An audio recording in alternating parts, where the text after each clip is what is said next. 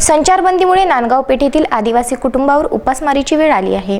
याबाबतची माहिती राज्याच्या महिला व बालविकास मंत्री यशोमती ठाकूर यांना मिळताच त्यांनी तातडीने दखल घेत त्यांची कन्या आकांक्षा ठाकूर यांच्या हस्ते येथील 65 कुटुंबांना धान्याचं वाटप केलंय।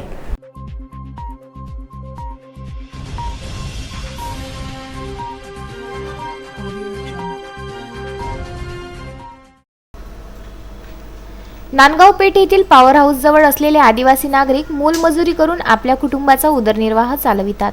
लॉकडाऊनमुळे सुरुवातीचे काही दिवस चांगले गेले, मात्र अन्नधान्य व पैसा दोन्ही संपल्याने या बांधवांची पंचायत झाली आहे।